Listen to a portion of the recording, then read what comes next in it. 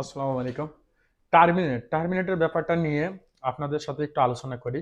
Terminate আসলে কি, বা টার্মিনেট হইলে পারে হরফ হয়ে গেলে পারে এই হরফ কাটার কোনো ব্যবস্থা আছে কিনা, বা সৌদি আরবে যদি আপনাকে টার্মিনেট করে থাকে আপনার কফিল বা আপনার কোম্পানি, সেক্ষেত্রে আপনি কোন আইনি কোনো প্রতিকার পাবেন কিনা, বা দেখা যাচ্ছে যে কোনভাবে এই জিনিসটা আপনি মোকাবেলা করবেন। তো আশা করি সবাই ভালো আছেন। আর আজকের ভিডিওটা একটু ধৈর্য সহকারে দেখবেন, যাতে করে আপনারা জানতে পারেন যদি আপনার কফিল বা আপনার কোম্পানি টার্মিনেট করে থাকে, সেই ক্ষেত্রে আপনি কোন কোন পদক্ষেপগুলো গ্রহণ করতে পারবেন। তো সর্বপ্রথম আমরা একটু জানি যে টার্মিনেটটা কি। টার্মিনেটটা হচ্ছে যে 2022 সালের আগে কিন্তু একটা সময় ছিল, তখন কিন্তু কর্মীদেরকে কোম্পানি মুয়াসাসা কফিলে চাইলে সরাসরি তাদেরকে হুরুপ দিয়ে দিতে পারতো, অর্থাৎ বেলা হুরুপ নামে একটা হুরুপ ছিল, সেই হুরুপটা দিয়ে দিতে পারতো। অর্থাৎ কর্মী পলাতক হয়ে গেলে পারে, বা কফিলের সাথে কোনো মনোমালিন্য সৃষ্টি হইলে পারে, টাকা পয়সা আর্থিক কোনো টানাপোড়ান তৈরি হইলে পারে, তখন অনেক সময় কফিলরা কি করতো, তাদেরকে বেলা হুরুপ দিয়ে দিত সরাসরি। পরবর্তীতে সৌদি সরকার এই আইনটাকে পরিবর্তন করে আপনাকে নিয়ে আসছে হচ্ছে যে টার্মিনেট কথাটা। এখন টার্মিনেটের ভিতরে বেশ গোপন কিছু কথাবার্তা আছে, যেগুলো অনেকেই না বোঝার কারণে টার্মিনেট হইলে পারে অনেক সময় তারা প্রতিকার পায় না, বা দেখা যাচ্ছে যে তারা আর প্রতিকার নিতেও চায় না, পরবর্তীতে অনাগ্রহ হয়ে পারে। তা এখন যে ব্যাপারটা হচ্ছে যে টার্মিনেটটা হচ্ছে যে কি, টার্মিনেটটা হচ্ছে যে আপনার আপনার সঙ্গে কোম্পানির একটা ডিজিটাল চুক্তি আছে, অর্থাৎ আপনার গোসির ভিতরে একটা চুক্তি আছে, বা কিউআর ভিতরে একটা চুক্তি আছে সৌদি আরবে। এখন এটা আপনার যে কোনো কফিলের সাথেই আপনার কিন্তু একটা চুক্তি আছে, সেটা আপনার কোম্পানি হোক, আপনার কফিল হোক, বা দেখা যাচ্ছে যে আপনার কোনো মুয়াসাসার আন্ডারে হোক, যেখানে হোক সেখানে কিন্তু আপনার একটা ডিজিটাল চুক্তি আছে। এই চুক্তিটাকে যখন কোম্পানি, কফিল বা কেউ যদি কন্ট্রাক্টটাকে ক্যান্সেল করে দেয়, তখনই কিন্তু এটাকে টার্মিনেট বলা হয়, অর্থাৎ টার্মিনেট হয়। টার্মিনেটের এখন বেশ কয়েকটা ধারা আছে, যেমন অনেকে 81 ধারা টার্মিনেট হয়, অনেকে 80 ধারা টার্মিনেট হয়, অনেকে 79 80 ধারা টার্মিনেট হয়। এর ভিতরে অনেক ভাগ আছে। তবে যে ভাগই থাক, আপনার হচ্ছে যদি আপনাকে আপনার কোম্পানি বা কফিল আপনাকে যদি টার্মিনেট করে, অবশ্যই আপনাকে মেসেজটাকে খেয়াল করতে হবে। টার্মিনেট হওয়ার পরে, একজন কর্মী টার্মিনেট হওয়ার পরে 60 দিন পর্যন্ত সৌদি আরবে সময় পায়, অর্থাৎ 2 মাসের সময় পায়।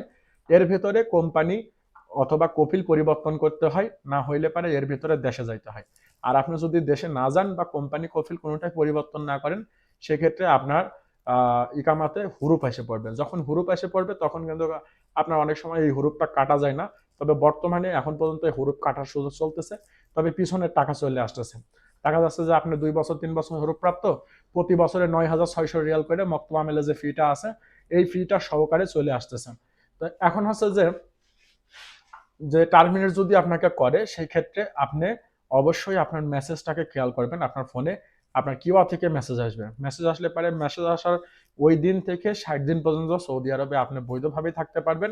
অবশ্যই আপনাকে চেষ্টা করতে হবে অন্য কোনো কফিলের কাছে কাফালা হয়ে যাওয়ার জন্য, না হইলে পারে আপনাকে এই 60 দিনের ভিতরে দেশে যাওয়া লাগবে। যদি দেশে যান, সেক্ষেত্রে আপনি আবার কিন্তু নতুন ভিসাতে আসতে পারবেন। অনেকেই আছেন টার্মিনেট হওয়ার পরে এই 60 দিনের ভিতরে দেশে ফেরত গেছে, আবার হচ্ছে যে সৌদি আরবে নতুন করে ভিসাতে নিয়ে আসতেছে, এটাতে কিন্তু কোনো সমস্যা নাই। এখন যদি আপনি দেখা যাচ্ছে যে আপনি যাওয়ার পরে দেখা যাচ্ছে যে আপনার হচ্ছে যে টার্মিনেটটা করে দিয়েছে, করে দেওয়ার পরে হয়তো আপনি যান নাই, সেই ক্ষেত্রে আপনি কিন্তু পরবর্তীতে হুরুপের সম্মুখীন হবেন। এখন আর একটা কথা আছে, সেটা হচ্ছে যে যদি আপনাকে টার্মিনেট করে, অনেকের ক্ষেত্রে দেখা যাচ্ছে টার্মিনেট করার পরে আপনি হচ্ছে যে কাফালা হইতে গেলে তখন কিন্তু কাফালাটা হয় না।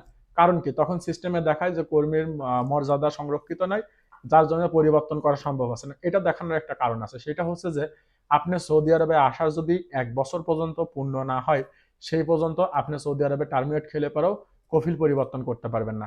অর্থাৎ আপনার যেদিন টার্মিনেট করতেছে ওই দিন থেকে না, আপনি সৌদি আরবে যেদিন আসছেন প্রথম দিন, সেই দিন থেকে শুরু হয়ে আজ পর্যন্ত যদি আপনার 1 বছর পূর্ণ হয়ে যায়, সেক্ষেত্রে আপনার টার্মিনেট করলে পারে আপনি যে কোনো জায়গায় কাফালা হয়ে যেতে পারবেন, বা দেশেও যাইতে পারবেন। আর যদি আপনার 1 বছর পূর্ণ না হয়, সেই ক্ষেত্রে আপনাকে অপেক্ষা করতে হবে যে কয় মাস। অনেকের ক্ষেত্রে দেখা যায় যে 5 মাস 7 মাসের মাথায় কফিলে টার্মিনেট করে দেয়, কোম্পানি টার্মিনেট করে দেয়, পরবর্তীতে তারা কিন্তু কার কাফালা হইতে পারে না। তাদের জন্য বলবো যে আপনাদের অপেক্ষা করতে হবে। 1 বছর পূর্ণ হওয়া পর্যন্ত আপনাকে অপেক্ষা করতে হবে। 1 বছর পর্যন্ত পূর্ণ হওয়া পর্যন্ত যদি আপনি অপেক্ষা করেন, সেই ক্ষেত্রে 1 বছরে পূর্ণ হয়ে গেলে পরে তখন আপনি যে কোনো জায়গায় তলব দিলে পরে আপনার তলব আসবে, এবং আপনি কাফালা হইতে পারবেন। এটা একটা ব্যাপার। আবার অনেকের ক্ষেত্রে দেখা যায় যে কোম্পানি টার্মিনেট করে দিয়েছে, সেই ক্ষেত্রে কফিল পরিবর্তন করতে গেলে পরে দেখা যাচ্ছে যে অনেক সময় মেসেজ আসে না।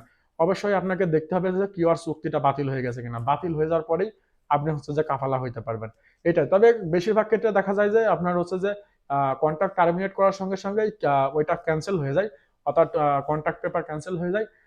ক্যান্সেল হয়ে যাওয়ার পরেই হচ্ছে যে দেখা যাচ্ছে যে আপনার তখন তলব দিতে হয় বা দেখা যাচ্ছে।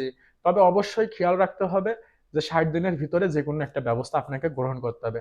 এবং গোসির থেকে মেসেজ আসবে তখনই, যখনই টার্মিনেট থেকে হুরুপ হয়ে যাবে তখন কিন্তু গোসির থেকে মেসেজ আসবে। তাই যারা এখন পর্যন্ত হুরুপে আছেন বা টার্মিনেট খাইছেন, খাওয়ার পরে হুরুপ হয়ে গেছে, এখন পর্যন্ত আপনাদের হুরুপ কাটার সুযোগ চলতেছে, কিন্তু আপনার হচ্ছে যে পিছনে টাকা চলে আসতেছে, অনেকের ক্ষেত্রে অনেক বেশি আসতেছে, অনেকের ক্ষেত্রে অনেক কম আসতেছে। এটা হচ্ছে যে দেখে নিতে হবে, এবং যখন আপনার কাফালা তলব রেডি করবে তখন ওইখানে দেখাবে যে আপনার পিছনের কত টাকা আসতেছে। তবে এখন পর্যন্ত চলতেছে। তবে টার্মিনেট দিলে ঘাবড়ানোর কোনো কিছু নাই, ভয় পাওয়ার কোনো কিছু নাই। যদি আপনার সৌদি আরবে আসা 1 বছর পূর্ণ হয়ে যায়, আপনি যে কোনো জায়গায় অনায়াসে কাফালা হয়ে যেতে পারবেন। সেক্ষেত্রে আপনার কোনো সমস্যা হবে না।